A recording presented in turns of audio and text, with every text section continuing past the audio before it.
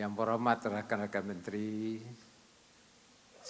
distinguished speakers, ladies and gentlemen.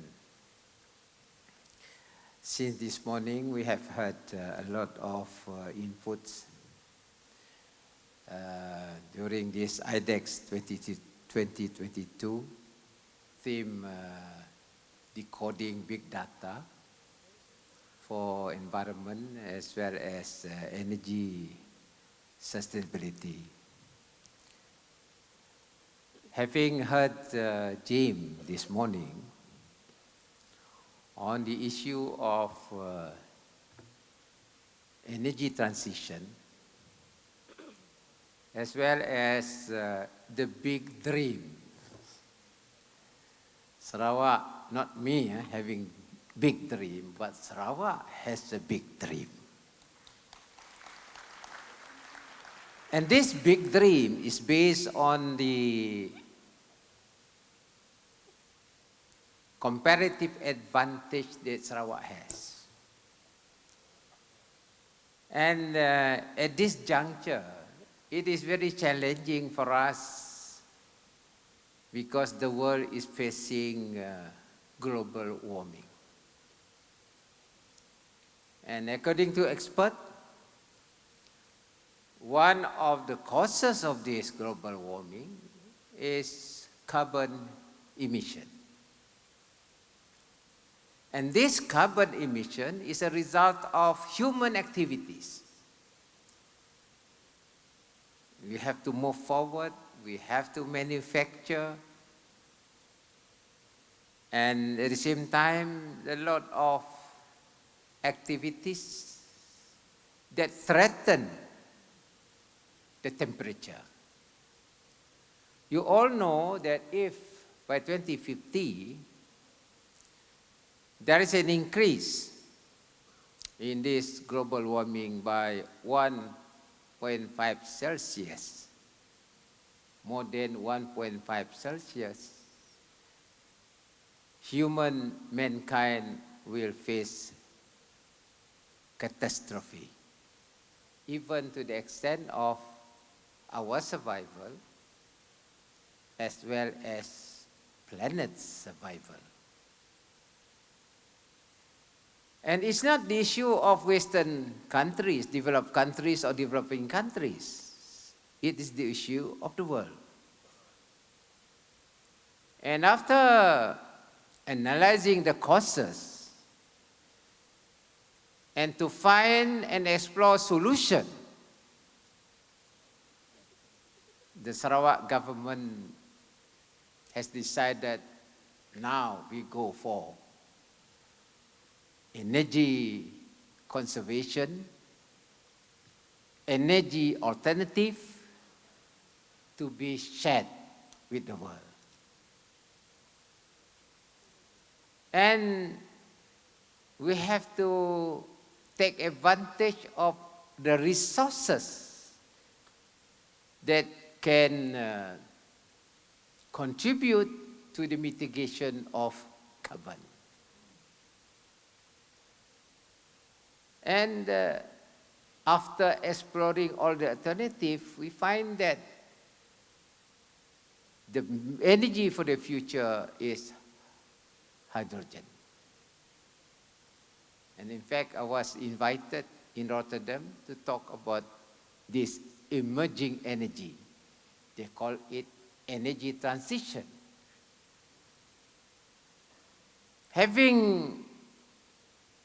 Getting the scientific input, Sarawak has that advantage.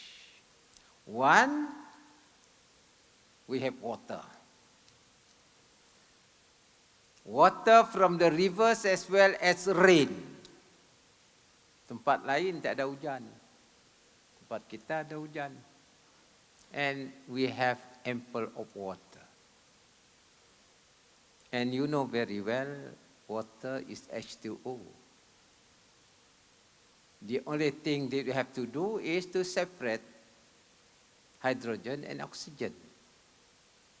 And that is why, before I became your CM, I went to Germany. At the time, I was Deputy CM. And talked to people who are expert in this conversion, air liquid technology to convert water to the process of electrolysis, producing hydrogen. I came back.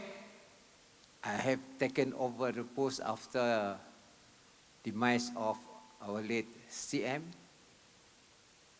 I requested Sarawak Energy to do this research. And through that air liquid technology, we are able to produce hydrogen by SAB. And we procure buses and cars that use hydrogen. And it is not easy to tell the public about this hydrogen energy because, especially the generation that have seen the war, Second World War, the moment you mention hydrogen, they say hydrogen bomb. Not easy. Why you want to use hydrogen? You were not born yet, you know. But of course, we have to respect them. Perhaps they are not aware of this technology. But you and I, who have the opportunity to have that education and to analyze and explore things, we know that it is feasible. The only thing is the cost of production of hydrogen. Having said that, we keep on exploring this hydrogen in terms of kita punya resource, that is water, that is green energy. Number two is gas, cracking of gas to get hydrogen. And this is blue energy. And both are still classified as environmentally friendly. And as a result, as you know, we have both. We have water, we have gas. And the moment we explore this, and it is known that Sarawak is going for that hydrogen production, there has been response. Now we are working with Samsung and Sumitomo to produce 100,000 tons of hydrogen by the year 2025 and 2026. Out of 100,000 tons, 10,000 will be retained in Sarawak for our domestic use. In other words, we are going towards green energy. And that's where the world more or less now know that Sarawak is in the forefront of hydrogen production. Thus, Jim come over here.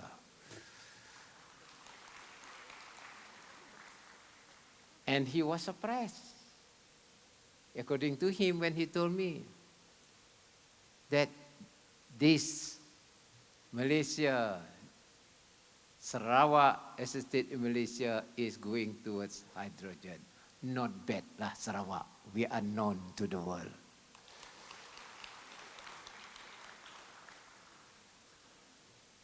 Having said about hydrogen, now how are you going to really produce hydrogen based on the best method? That's where digital comes in. Digitalization has to come in because you have AI. Through artificial intelligence, you can know the molecule. And then how to produce the process of producing hydrogen. and IT, digital is important. And to do that, you must know how to get the data and decode the data. Coding and decoding is very important in the process of analyzing data. Now, with the help of your AI, you can get the outcome through this particular process. That is where energy transition, you cannot confine to hydrogen only. We have to find other alternatives. Today I am sharing with you. Carbon pollute the environment, and carbon, based on what has been agreed in Kyoto Protocol, Paris as well as Glasgow, must be captured. So there is a new process of capturing carbon and to store carbon. In other words, CCS, carbon capture storage. And I was in Europe 2 months ago, and I was informed by them. It's not easy to store carbon unless you have the right geological formation for you to store carbon. There mustn't be any movement of the earth. It must be outside ring of fire, and there must be huge capacity to store carbon. And according to them, don't ask me, I also rely on them because they're expert. Only 4 in the world. One of the 4 is in Borneo. The one in Borneo is in Sarawak waters. That is why we amended our land code recently, as well as our forest ordinance, because of the potential of storing carbon through what they call CCUS, carbon capture, utilization, and storage. You store carbon in the earth, but some carbon is also used for other use, being researched now. And we got this space. God is so kind to us, to Sarawak, because we got space for storing carbon. Meaning, we have the means to mitigate carbon emission, one,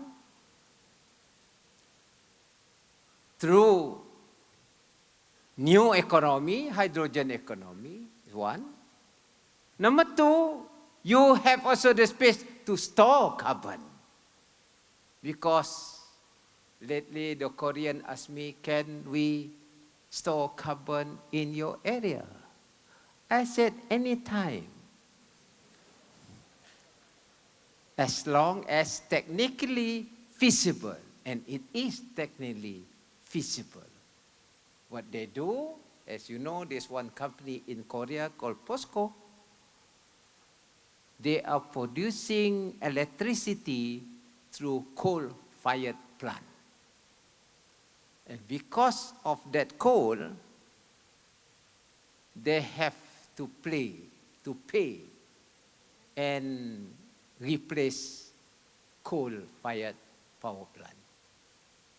To replace, because they emit carbon, they have to capture that carbon. How they capture it, don't ask me, I don't know. But there is a process. Capturing of carbon, pressurize it, and transport it. So in other words, you cannot store carbon here free of charge. That will be an additional revenue to Sarawak.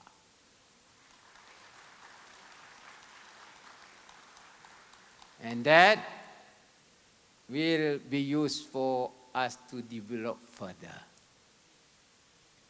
That's one, carbon. Now the question of energy.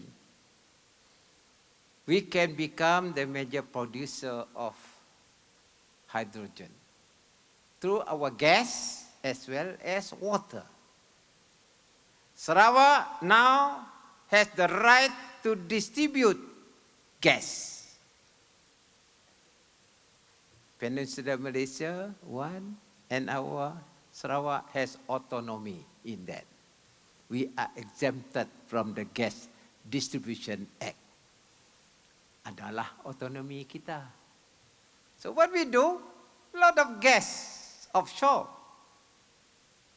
We have gas offshore. The gas reserve in Malaysia, 60% are from Sarawak. So we make use of the gas. That's why I said God is so kind to us. So that gas can be used as a feedstock for downstream. We can manufacture methanol, we crack methanol, become ammonia, ammonia contain hydrogen. We've got two sources of revenue of hydrogen, water and gas. So Sarawak goes towards that path. And hydrogen economy, blue and green economy, both Sarawak ada.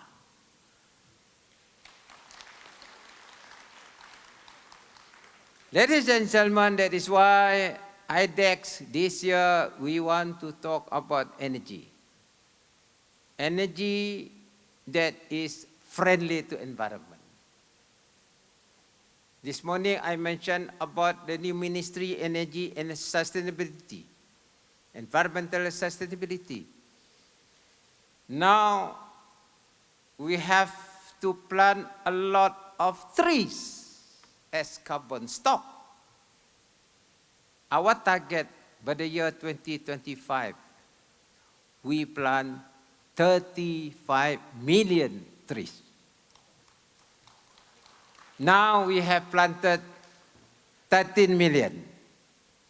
13 million, 1 tree.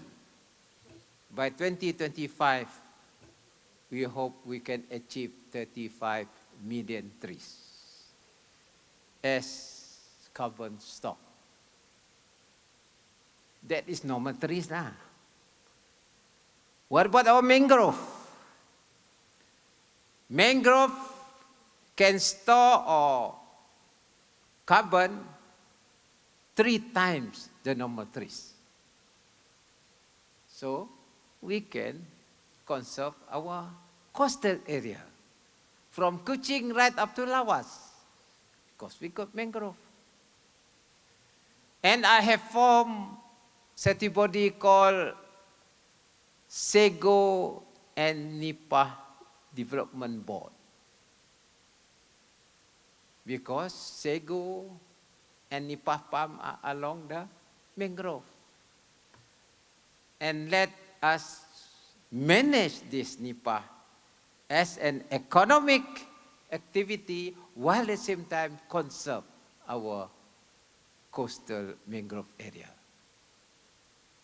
And this one will become places for us to store carbon. The future is there. Under our post-COVID development strategy, it has to be based on digital information, big data. And this data has to be decoded. In other words, we have to study the data and translate the data as a means for us to move forward. So ladies and gentlemen, saudara-saudara sekalian, that is the way forward for Sarawak. The only thing is we are short of people. Short of people, we need people with expertise. The companies coming here, they also need scientists. We have to revisit our immigration process. We want to give working visa straight 5 years instead of annual. People who come here to work, especially the upper echelon, the scientists, they can come here to work with their companies, and we give them work visa straight for 5 years. The new terminology is they call it nomad. Nomad professional.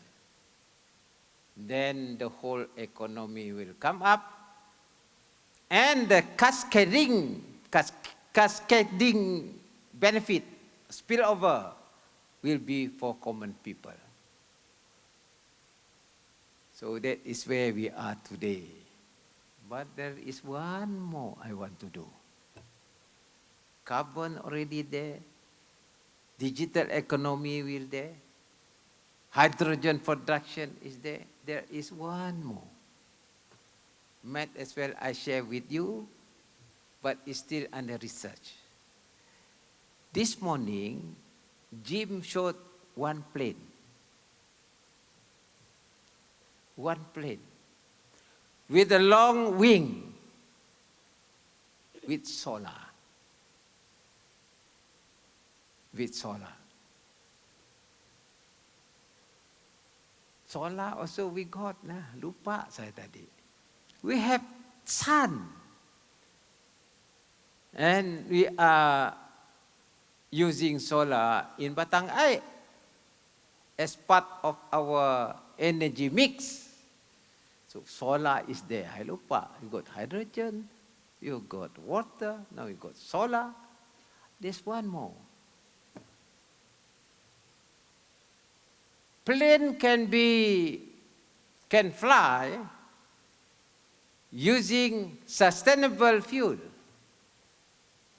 They call it sustainable aviation fuel. If they got solar wing,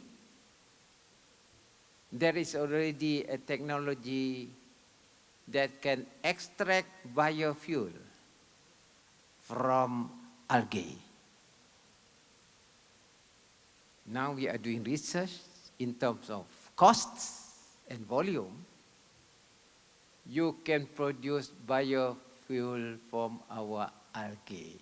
Our weather is just nice to cultivate algae. And in Sarawak language, algae is lumut. Kalau si Cahaya pergi kampung, banyak lumut. So what we do, we have a scientific process to produce algae and extract biofuel from algae. And algae is renewable stock. It's just a matter of science and technology. So before we leave this IDECS, let us think properly to produce algae. For all you know, the planes will be using oil produced by Sarawak. This is a big dream. But I think this dream is doable. It's just a matter of how you analyze your data. The type of algae, how you produce algae, what are the components of algae, how you produce it through technology. Get the data right, how you produce it, then for all you know, all our coastal area for that matter, with producing algae. And we become a new Arab producing oil. This one I leave to you. Let us work together, and Sarawak has a very bright future, maybe beyond my time. But since you give your mandate to me, I try my very best to prepare Sarawak for the future. With that, once again, I thank you for your attendance today. I also like to express my appreciation to the community headed by Dr. Sabaria and her team. Well done for organizing this IDECS. And this is not the end of IDECS, because we have some more new things that we want to do for Sarawak. We hope the future IDECS will again transform all of us, and we share with the world. With that, thank you very much, and I wish you all the best.